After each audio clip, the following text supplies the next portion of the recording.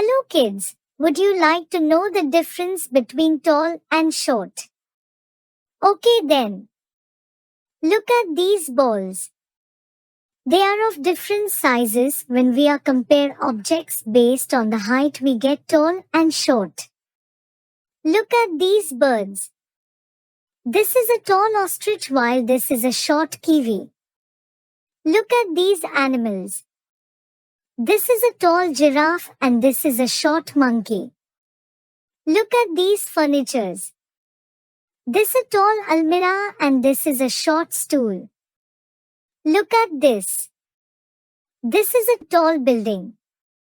And this is a short house. Now can you tell me which vegetable is tall and which vegetable is short? That's right.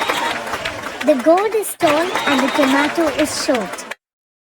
Object can also be compared using the tall and short. We will learn about this when we meet next. Till then, bye.